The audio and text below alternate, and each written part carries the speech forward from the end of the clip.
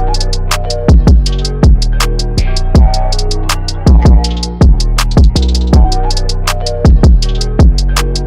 what's up YouTube? It's Nick from Rise Up Sports and I'm back with another video. Today I'm going to be ranking the NFC East, or better known as the NFC Least, because this division is terrible. So with this division here, the NFC East, man, this is rough. And I think it's getting better. It's not quite as bad as it was a couple years ago. I think with this division, it basically comes down to a couple of teams. I think this year there's a clear fourth team, and in the past it's kind of been everybody has been like bad, and it's kind of like who will come on top. But I think this year there's a couple of teams that I think will clearly be above the others, and I'll explain why I think that here now. So the Philadelphia Eagles, I think, are the best team in this division. I think just with everybody they have, I think it's the best team that this Eagles team has seen since Carson Wentz had his MVP type season with them back in, I think it was 2018 maybe, or something like that. So the Eagles this year brought in AJ Brown. Big move. They traded their pick in the first round for AJ Brown. I thought that was a great move for them. The Titans, for me, it didn't make sense, and I talked about that when I ranked the AFC South. But for me, the Eagles, I thought it made a whole lot of sense. I'm like, yeah, trading for a proven player when you're trying to compete in a bad division, you're like, this is our time. Like, and I think the Eagles really made that clear. You also brought in Hassan Reddick, which was a big addition. James Bradbury coming in from the Panthers, it's a huge addition. He was great for them. And you drafted Nakobe Dean. I really like that draft pick. I think he'll be very underrated for you. Zach Pascal, another receiver from the Colts you brought in. All good signings. And then really the biggest name, and really the only name that's kind of worth mentioning here, is Brandon Brooks, who retired at an offensive lineman. So you didn't do a whole lot to your offensive line, so that's going to be a little rough. Like, offensive line's not great, especially with Brandon Brooks retiring. But I think it'll be okay this year, but really the key addition was AJ Brown, because when you have a team now with AJ Brown, it just gives you that solid number one receiver that you've been missing for a while, and you really haven't had a number one wide receiver in a while, and now you can rely on AJ Brown to be that guy, and then you still have some subpar receivers, to be honest, on your team. Like, there's not a whole lot of good on your receiving core, but you have AJ Brown, Dallas Goedert, which, that's a good pickup. And, I don't think they'll be competing for like a deep run in the playoffs this year, but I think they did what they needed to do to at least be a solid playoff team this year, because Jalen Hurts is going to take a step up. Miles Sanders in the backfield is good enough. He's not amazing, but he's good enough. And then your defense is good enough as well. I mean, it's not like the Eagles used to be a really good defense, and now it's just kind of okay. And there's no real like stud on the defense anymore. And I just came to me, I forgot to mention Devonta Smith, who they drafted last year. I knew there was a receiver they got, and I just couldn't remember who it was. It's Devonta Smith. He's a beast, and I think he'll be really good for you, alongside AJ Brown. So those two receivers combined with Jalen Hurts and Miles Sanders in the backfield, that's pretty good. Like, that's a pretty good athletic offense, and I'm just not sure about the defense yet.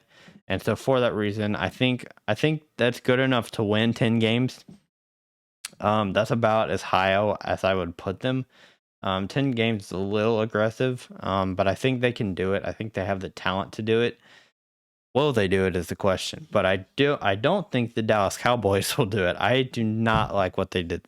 I mean, losing Amari Cooper yeah, you needed to pay him and you were going to have to, but losing Amari Cooper hurts a lot, because CeeDee Lamb, as good as he is, you don't have a lot behind CeeDee Lamb. And that's my worry, is like you're relying on one guy, and you have Dalton Schultz back. You still have a good defense with Leighton Vander Esch. That's kind of the main staple of the defense. Of course, people are going to say Trayvon Diggs, and I'm not a huge Trayvon Diggs guy. I think he's good, but he's very overhyped, especially because he's the number one quarterback on the Dallas Cowboys, and everybody on the Dallas Cowboys who's good is going to get overhyped.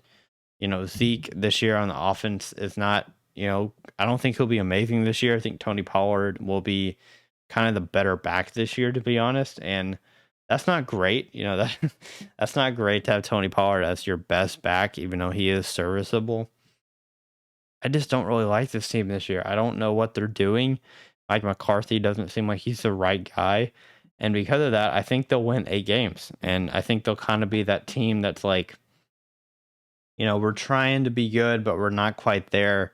And I think they'll be a couple games short of the Eagles. And, I could see them losing more than 8 or winning more than 8. Sorry. It would be losing more than 8. But, we'll see. The Giants, do I even have to rank them? I'm gonna do the same thing as what I did with the Bears, 2 or 3 wins. Like Daniel Jones at quarterback, that you're gonna see by Thanksgiving that he's not the guy, and he's just he's just not. I mean, you lost Evan Ingram. I remember that.